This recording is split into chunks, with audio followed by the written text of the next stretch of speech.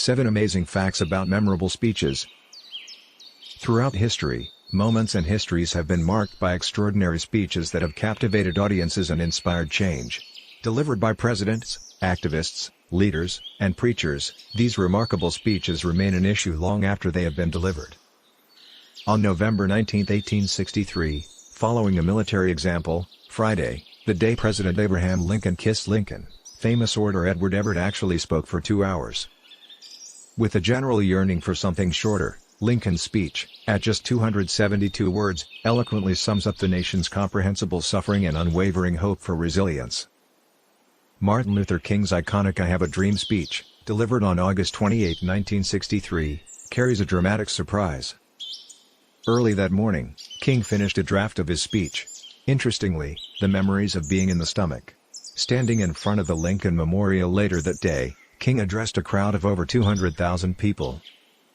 Franklin Delano Roosevelt's first inaugural address on March 4, 1933, during the depths of the Great Depression, is memorable. "The only thing we have to fear is fear itself." While those words captured the spirit of a coin like this one was inspired by the writings of Henry David Thoreau. In a September 1851 publication, Thoreau wrote the following statement: "Nothing is so much feared as fear itself." Winston Churchill's "We shall fight on the beaches" speech became a symbol of resilience. It's time to hand it over. On June 4, 1940, amidst the backdrop of Britain's struggle in World War II.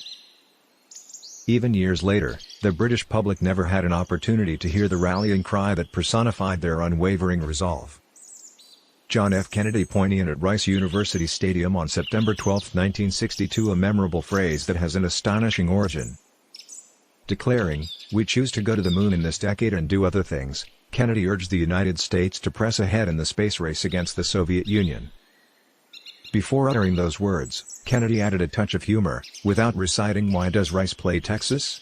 This kind remark, referring to their football rivalry, added an evocative element to the rhetoric he had. Sojourner Truth, former enslaved woman, and activist for the death penalty, delivered her speech titled "I Am Not a Woman" at the Women's Convention in Akron, Ohio, on May 29, 1851. However, the final outcome of her famous logo is a matter of debate. While the earliest versions of the speech, which bears the line "I am a woman," the more familiar version is "Am I not a woman?" As she reveals the engaging stories behind these speeches, let's celebrate the power of words to shape history and ignite change.